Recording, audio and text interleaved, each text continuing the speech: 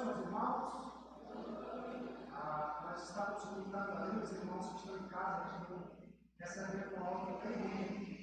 Nós não sabemos o que é. Quando a gente está na pessoa assim, isso também acontecer. Está tudo preparado e de repente alguma coisa dá errada ali, mas isso é normal. A gente teve alguma dificuldade hoje pela manhã e agora é como algo. Alguma coisa está dando errada ali. Algum carro está funcionando, está tendo mau funcionamento, os irmãos estão ouvindo em casa com os estoures, e a gente está tentando ajudar. Tem alguém nos visitando aqui pela primeira vez?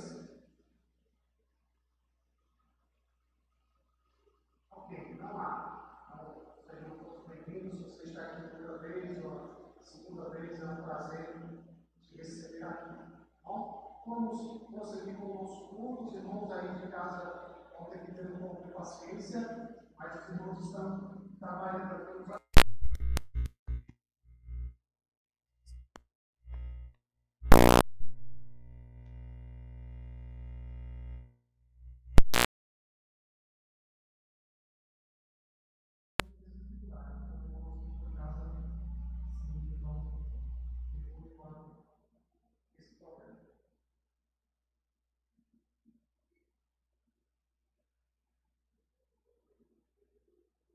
Certa vez eu ouvi uma história de um missionário que foi trabalhar numa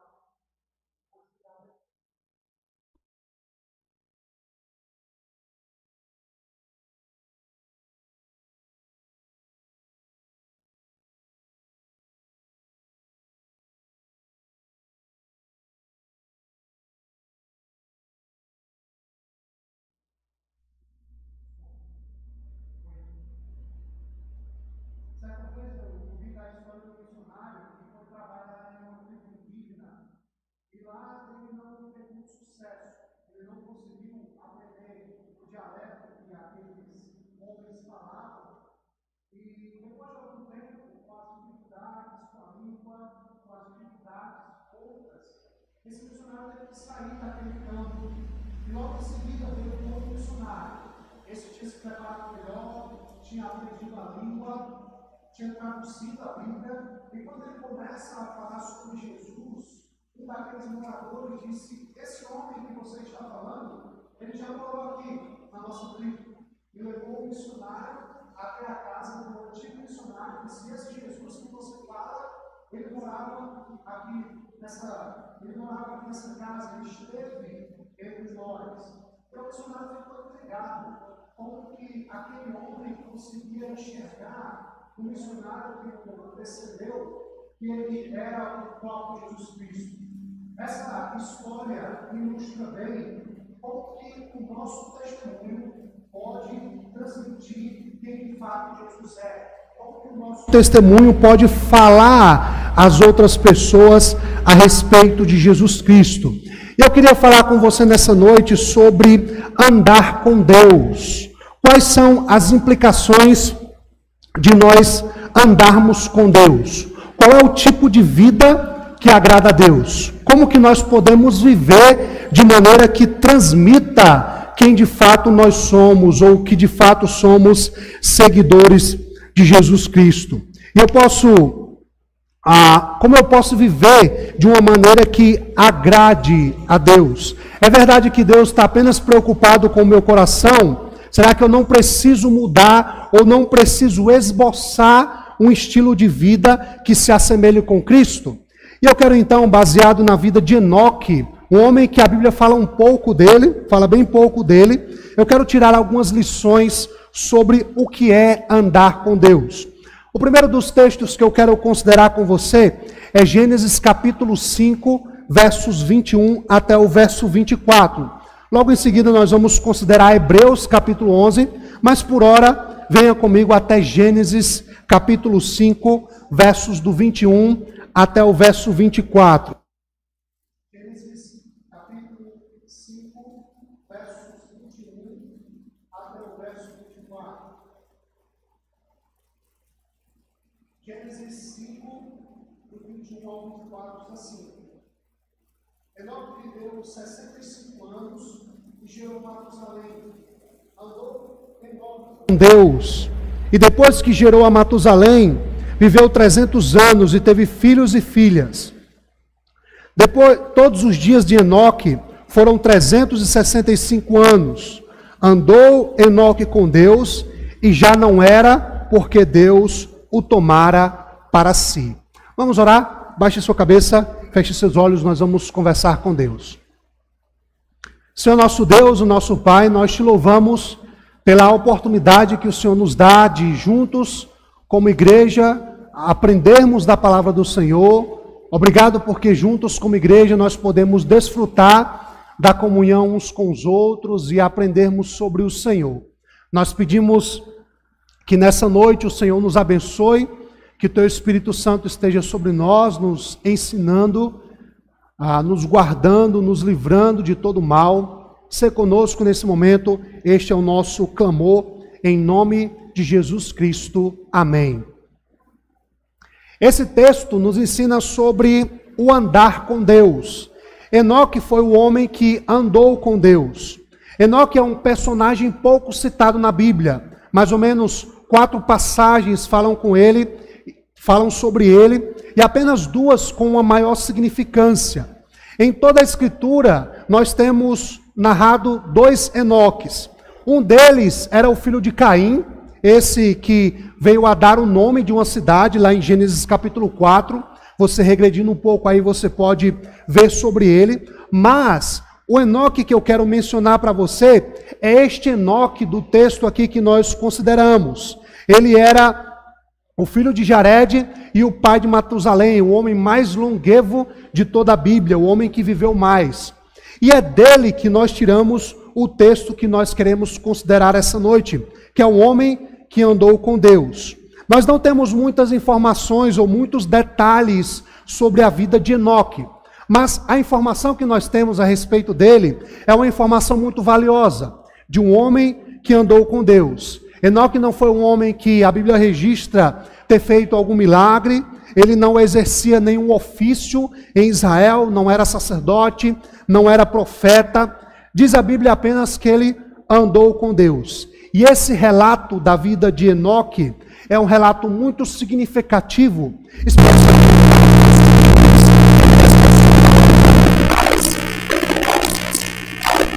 mas ser feliz e andar com Deus é algo que as pessoas não estão muito preocupadas nos nossos dias. Eu quero então ver com você quais são algumas implicações de nós andarmos com Deus. O que é andar com Deus? O que implica dizer que eu, cristão, ando com Deus? O que significa esse andar com Deus? A primeira implicação que eu quero tirar para você nessa noite é que andar com Deus nos diferencia das demais pessoas. Versículo 24 diz aí que Enoque andou com Deus e já não era, porque Deus o tomou para si. O relato que nós acabamos de ler tem como propósito diferenciar o estilo de vida que Enoque levou diante dos homens da sua época.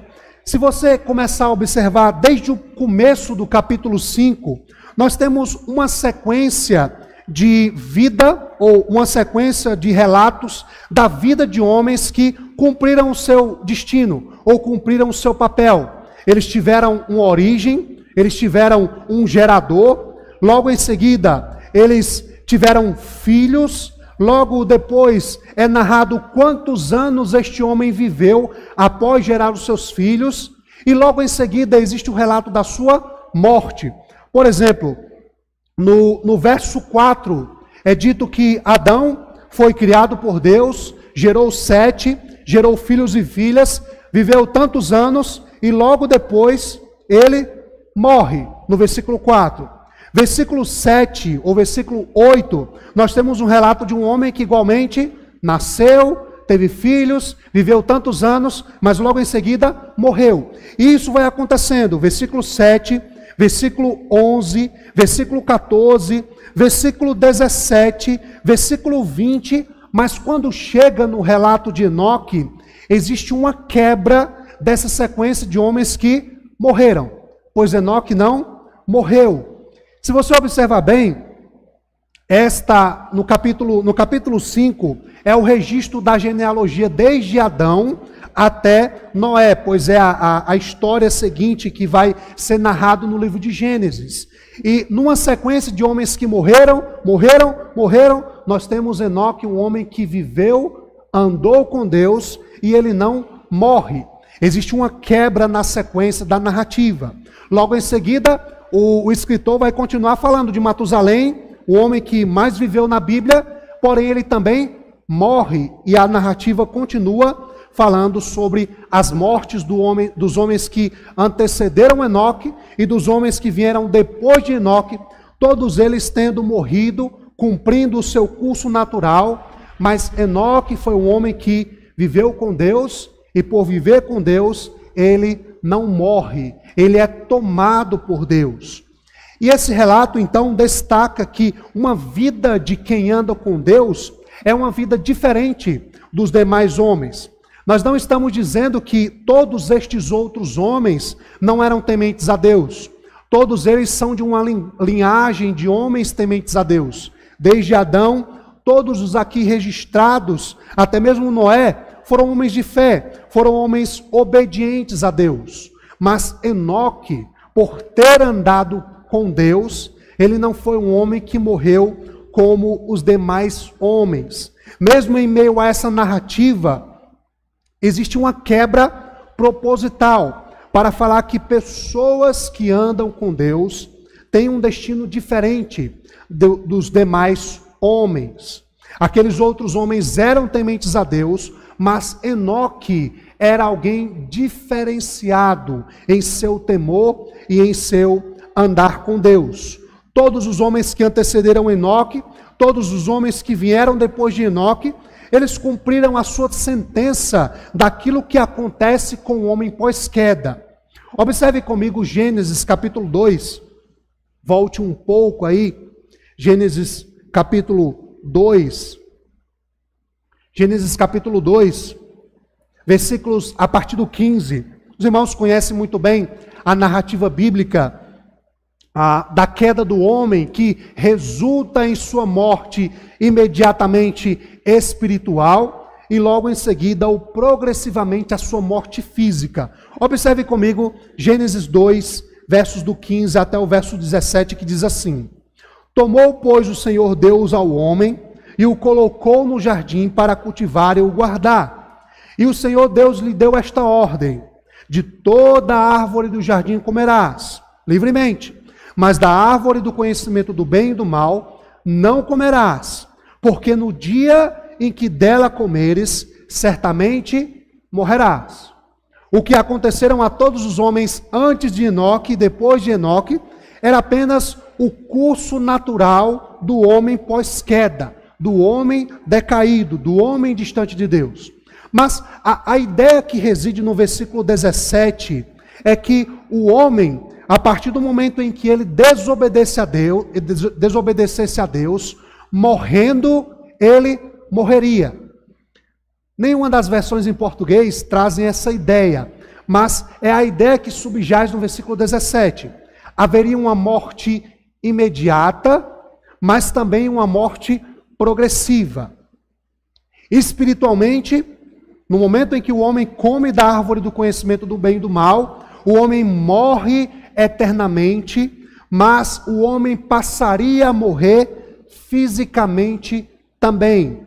Morte significa separação.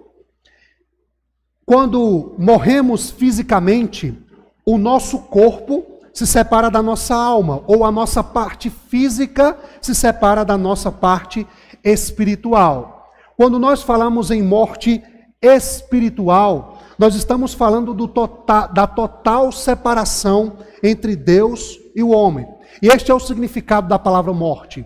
Sempre que nós falamos de alguém que morreu, nós estamos falando de alguém que está de alguma forma separado. Adão, no momento em que come do fruto do conhecimento do bem e do mal, imediatamente ele morre espiritualmente, mas progressivamente ele passa a morrer fisicamente. O texto aqui de Enoque, que fala de Enoque, capítulo 5, destaca que Enoque não experimentou a morte física, não experimentou a morte que nos aguarda, ou a morte que aguarda a todos nós. E por que que isso não aconteceu? Porque Enoque andava com Deus. Observe comigo capítulo 5, versículo 22 e 24. A expressão andou Enoque com Deus aparece duas vezes no texto. Versículo 22, andou Enoque com Deus. Versículo 24, andou Enoque com Deus. Enoque só teve um destino diferente dos demais, porque Enoque andou com Deus. A diferença entre a vida que Enoque levava e a vida que os seus contemporâneos levavam era que Enoque andava com Deus, mas os demais não. Andar com Deus é um fator que deve diferenciar as nossas vidas das vidas dos nossos familiares, das vidas dos nossos vizinhos, da vida daqueles que trabalham conosco. Andar com Deus não deve ser confundido por nós com levar uma vida religiosa. Andar com Deus não deve ser confundido com ser cristão ou com fazer parte de alguma igreja. Andar com Deus sempre foi e sempre será algo raro, algo para poucas pessoas. E o século 21 é a época do cristianismo bebelu, onde os cristãos estão muito mais preocupados em serem bonitinhos, em aparentar boniteza, do que de fato andar com Deus. Nós vivemos na época em que os crentes estão muito mais preocupados em não aparentar a diferença e se misturar em meio à multidão. Nós vivemos numa época em que o cristianismo é muito mais vivido de uma forma apática, em que nós não expressamos a nossa fé, em que nós não falamos da nossa fé. Nós vivemos na época das tatuagens, dos piercings, das danças, das bebidas e dos lugares de promiscuidade frequentado por muitos cristãos, como se nada estivesse acontecendo, como se nada estivesse com problema. E muitos cristãos têm adentrado essas práticas como se não houvesse nenhum andar com Deus. Alguém que anda com Deus é alguém cuja vida é diferenciada dos demais. E nós estamos aqui para fazer a diferença. Nós estamos aqui para andar com Deus. Uma segunda implicação de andar com Deus. Vimos a primeira, que andar com Deus nos diferencia das demais pessoas, mas também andar com Deus nos identifica com Deus. E existe uma razão para nós estarmos aqui nesse mundo. Nós somos representantes de Deus nessa terra. Deus nos deixou aqui como seus representantes. Nós costumamos olhar ali Gênesis capítulo 1, versículos a partir do 26 até o versículo 28. E nós pensamos nessa narrativa como uma narrativa simplória da criação, em que Deus manda com que o homem nomeie os animais. Mas deixe-me fazer você pensar por uma outra óptica. Abra comigo em Gênesis 1, a partir do versículo 26. Gênesis 1 e 26 é o texto que eu quero destacar para você aqui. Nós estamos falando que andar com Deus nos identifica com Deus. É o segundo ponto aqui, a segunda implicação de andar com Deus. Só que Gênesis capítulo 1, versículos a partir do 26, existe uma riqueza de significado nesse texto. Gênesis 1 e 26 diz assim: também disse Deus, façamos o homem à nossa imagem, conforme a nossa semelhança. Tenha ele domínio sobre os peixes do mar, sobre as aves dos céus, sobre os animais domésticos e sobre toda a terra e sobre todos os répteis que rastejam pela terra. Criou Deus, pois, o homem à sua imagem, a imagem de Deus o criou, homem e mulher os criou. E Deus os abençoou e disse: sede fecundos, multiplicai-vos, enchei a terra, sujeitai-a, dominai sobre os peixes do mar, sobre as aves dos céus e sobre todo animal que rasteja pela terra. Esse texto tem sido entendido pela pelo estudo moderno, pela teologia moderna, tem sido chamado de mandato cultural. Deus nos criou e nos colocou nessa terra e nos envia a este mundo para que dominemos sobre a criação de Deus. Deus nos criou para que nós dominássemos a terra, e este domínio é a representação de quem Deus é nessa terra, como sendo o Criador da terra. E você observa, você não precisa ir muito longe para observar como que as coisas estão trocadas hoje em dia, né? Tem gente que vive em prol de um pet, né? Toda a casa, toda a vida gira em torno do cachorrinho. É ele quem mais gasta dentro de uma casa, porque ele tem que ir para o pet shop todo dia, toda semana, lavar o pelinho, desembaraçar os pelinhos, ele precisa comer da melhor ração, enquanto que os nossos missionários, que vão para os campos fazer o trabalho que é nosso, eles muitas vezes têm que mendigar, têm que ir de igreja em igreja clamando por ajuda. E nós estamos alimentando nossos pets com a melhor ração que o mercado pode dar, com os melhores banhos e tosas, com os melhores enfeitinhos que alguma coisa está ali. com os melhores objetos e coisas que o nosso dinheiro pode dar. O mandato cultural é justamente a nossa responsabilidade de representar Deus na sua criação. Nós fomos colocados aqui nessa terra para dominar a terra, não para explorar de forma indescritível, de forma irresponsável, mas justamente para nós dominarmos a terra, porque é assim que Deus mostra o seu domínio por meio da criação.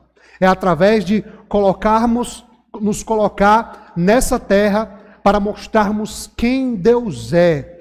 Andar com Deus implica que nós somos identificados com Ele. Nós fomos enviados por toda a terra para representar e para dominar a terra, assim como Deus é o dominador e o soberano de toda a terra.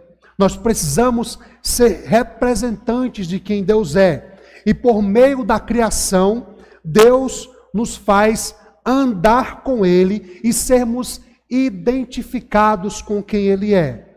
É andando com Deus que nós cumprimos o nosso mandato cultural, de mudar tudo o que está ao nosso redor. Já parou para pensar sobre o que o nosso cristianismo tem a dizer sobre tudo o que está ao nosso redor? Sobre beleza, sobre cultura, sobre as artes, sobre tudo o que está ao nosso redor. O nosso cristianismo tem algo a dizer sobre todas essas áreas, sobre todas as criações de Deus. Observe comigo no capítulo 4, que até mesmo os descrentes têm esse mandato cultural. Capítulo 4, no versículo 19, diz assim: Lameque tomou para si 2 esposas, e o nome de uma era Ada, e a outra se chamava Zilá. Ada deu à luz a Jabal, e este foi o pai dos que habitam em tendas e possuem gado. O nome de seu irmão era Jubal, e este foi o pai de todos os que tocam harpa e flauta.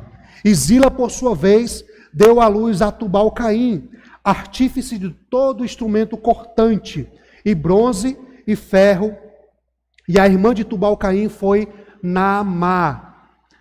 Observe que nós devemos a existência das nossas casas, né, nas tendas, a existência do trabalho com ferro e do cultivo do gado e a existência da própria música a pessoas descrentes. Se você conhece o contexto aqui, você observa que esses homens eram descrentes.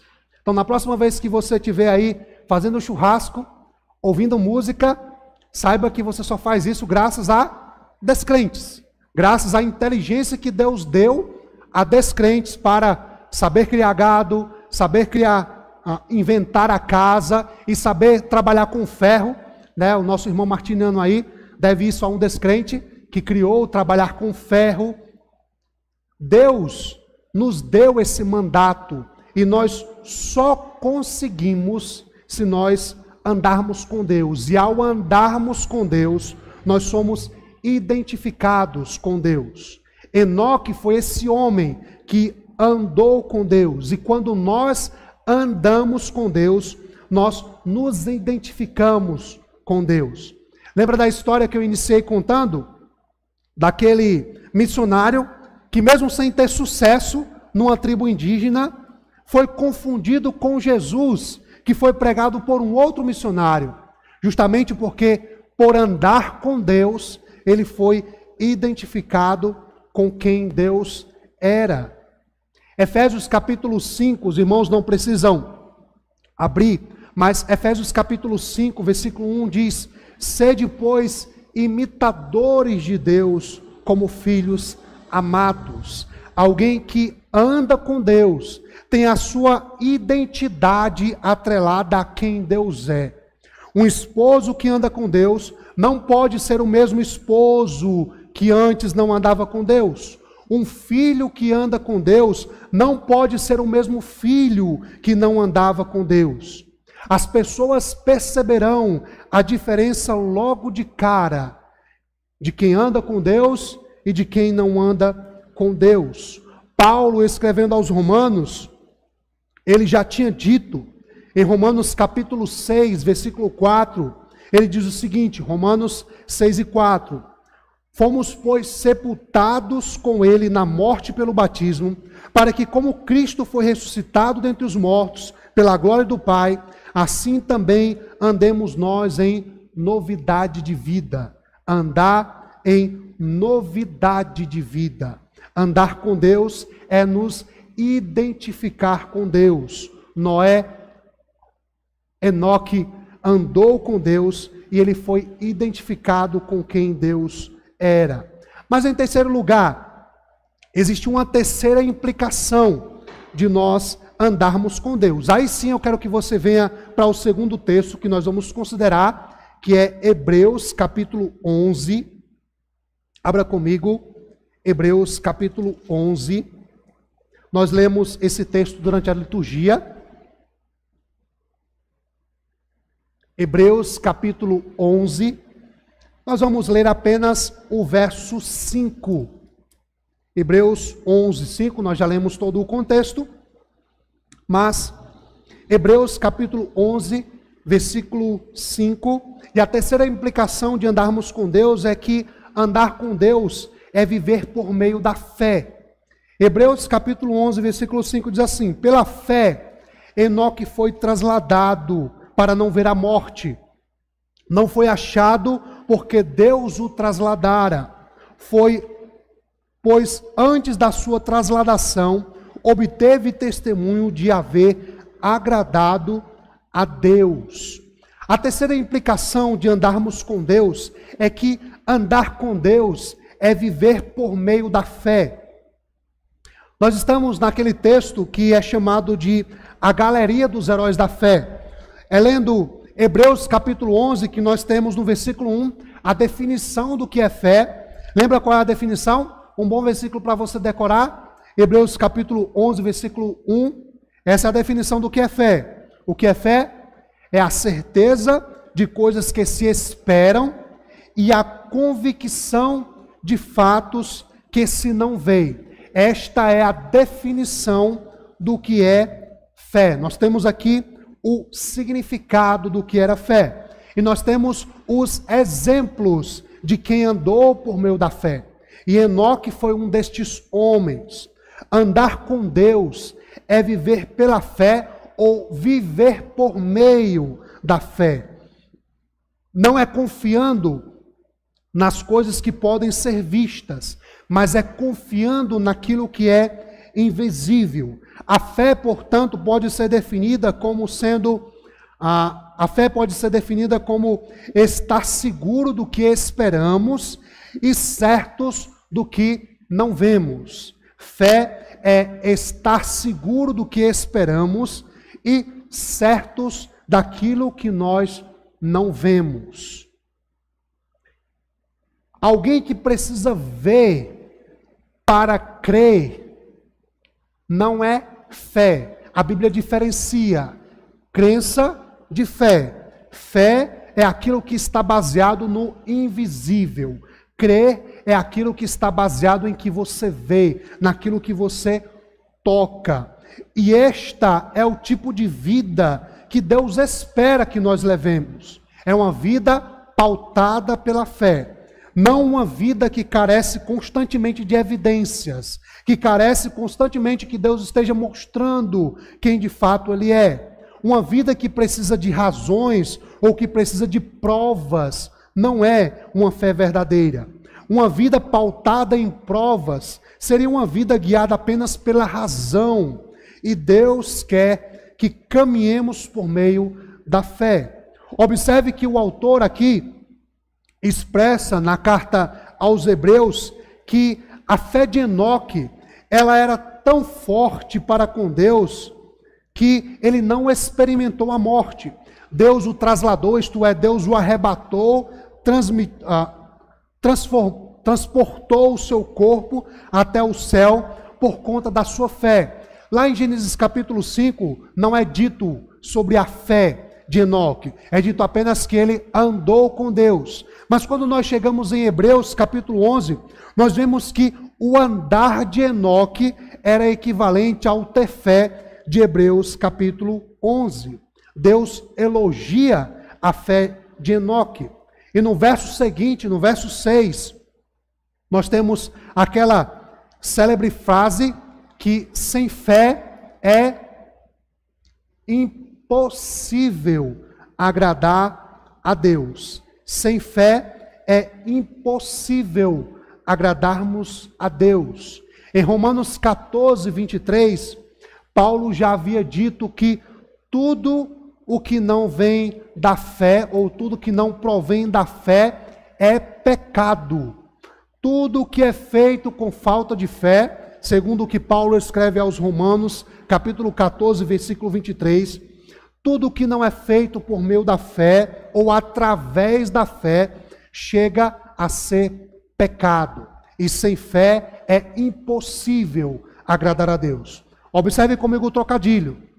Se você não tiver fé, você agrada a Deus. Se você fizer coisas sem fé, você está pecando. Unindo aí Romanos 14, 23 e Hebreus 11, versículo 6.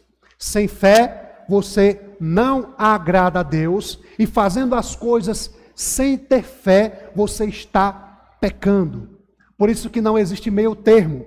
Não existe em cima do muro. Ou você está com Cristo, ou você é um salvo, ou você não é. Não existe um quase crente, não existe um quase salvo, não existe um quase arrebatado. Ou você é, ou você não é. Mas aqui nós temos a clara informação de que ao nos aproximarmos de Deus, nós precisamos crer que Ele existe e que Ele se torna galardoador daquele que espera nele. O andar com Deus é viver por meio da fé. Somos sempre tentados a confiar no nosso braço, a confiar no nosso trabalho, a confiar nos governos humanos, a confiar na medicina, a confiar nos remédios, a confiar nas máscaras que nós estamos usando. Mas nós somos convidados a ter fé em Deus, e não naquilo que as pessoas dizem, não naquilo que a ciência diz. Nós vivemos a época da fé científica. Muitos irmãos estão muito mais crendo no que a ciência tem a dizer do que no que o próprio Deus tem a dizer. Nós temos visto muitos cristãos declararem sua maior fé na ciência do que na fé em Deus. Temos visto cristãos dizendo que só virão à igreja quando houver uma vacina. Boa sorte para você, meu irmão. Boa sorte. Eu não torço para que não haja vacina, mas eu estou dizendo para você que você não está tendo fé. Se você diz que a sua vinda à reunião para adorar ao Senhor depende do que a ciência pode te proporcionar, quero dizer claramente para você que você não está tendo fé. E sem fé é impossível agradar a Deus. E muito mais porque eu sei que muitos irmãos têm ido trabalhar normalmente. E nesse caso a máscara protege. Mas para vir aos cultos, parece que esse vírus é cristão, né? E está dentro das igrejas. Porque eles não estão nos trabalhos, não está no atacadão, não está nos ônibus, não está em nenhum outro lugar. Só na igreja. E Deus espera que vivamos por meio da fé. Uma fé que anda com Deus. É uma fé que deve produzir em nós uma vida que é pautada pela fé e não naquilo que nós vemos, não naquilo que nós acreditamos por meio da ciência ou qualquer outro meio. Andar com Deus implica em você viver por meio da fé. E em quarto lugar e último, uma quarta implicação de andar com Deus é que andar com Deus deve conduzir as nossas vidas de uma maneira que agrada a Deus. De uma maneira a agradar a Deus. Parte B do versículo 5 diz: pois antes da sua trasladação obteve testemunho de haver agradado a Deus. Andar com Deus é conduzir a sua vida de uma maneira a agradar a Deus. Neste quarto ponto, eu quero observar com os irmãos o que diz aqui no versículo 5, na parte B, que antes da trasladação de Enoque, ele era alguém que obteve testemunho de haver agradado a Deus. E aqui eu quero pensar com você no duplo testemunho que Enoque tinha. Testemunho das pessoas que viviam ao seu redor, mas também o testemunho de Deus em observar a forma que Enoque andava e dizer que de fato ele andava com Deus. A vida de Enoque era uma vida conduzida com o objetivo de agradar a Deus. Nesse ponto fica aqui evidente que a fé não se tratava da razão humana, de considerar que você pode viver de uma forma, um momento agradar a Deus e outro momento não fazer aquilo que Deus considera. Você deve andar de uma forma a todo tempo agradar a Deus. Não agradar a si mesmo, não agradar aqueles que estão ao seu redor, mas de agradar a Deus. Uma vida que agrada a Deus não é uma vida que busca os seus próprios interesses. Não é uma vida que busca o seu prazer ou satisfazer a sua vontade. Existia uma filosofia antiga na Grécia que era chamada de hedonismo. Segundo essa doutrina, o tema dessa doutrina era o seguinte: você deve ter o máximo de prazer e o mínimo de dor. Todo prazer é bom e toda dor é ruim. Era o que dizia essa doutrina chamada de hedonismo. E hoje nós vivemos um hedonismo da modernidade, onde as pessoas continuam afirmando que todo prazer é bom e toda dor é ruim. Mas basta você observar um pouco da sua vida aí, para você saber que nem todo prazer é bom.